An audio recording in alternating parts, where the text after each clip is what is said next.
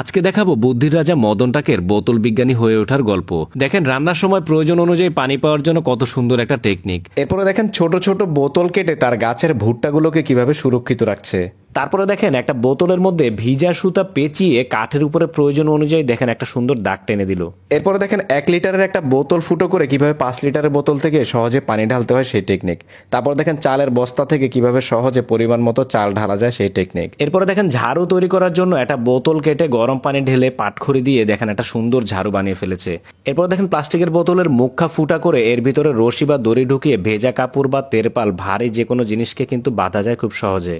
তারপরে দেখেন ফ্রাই প্যানের ঢাকনার হাতল ভেঙে গেলে কিভাবে নতুন করে আবার বোতল দিয়ে সেই ঢাকনার হাতল বানাতে হয়। তারপরে দেখেন ওয়ান টাইম গ্লাস রাখার কত সুন্দর একটা টেকনিক। এরপরে দেখেন গরু বা ছাগলের নাড়ি ভুঁড়ি পরিষ্কার করাটা কিন্তু একটা ঝামেলার বিষয় এবং খুব কঠিন একটা বিষয়। দেখেন বোতল কেটে কিভাবে এটাকে সহজে পরিষ্কার করা যায় সেই টেকনিক। এরপরে দেখেন পাতিল মাজনি হাত দিয়ে না ধরে বোতলের সাহায্যে কত সুন্দরভাবে পাতিল মাজা যায় সেই টেকনিক। তারপরে দেখেন বৃষ্টির পানিতে যেন মাল্টিপ্লাগ না ভিজে যায় সেই ব্যবস্থা।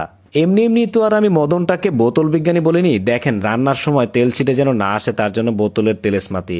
দর্শক আজকের ভিডিওতে দেখানো কোন টেকনিকটা আপনার কাছে সবচেয়ে বেশি ভালো লেগেছে কমেন্ট করে জানাতে কিন্তু ভুলবেন না। আর বুদ্ধিমান মদন টাকের বাকি ভিডিওগুলো যদি আপনি এখনো না দেখে থাকেন তাহলে আমার ফেসবুক পেজ এবং ইউটিউব চ্যানেল থেকে চাইলে দেখে আসতে পারেন।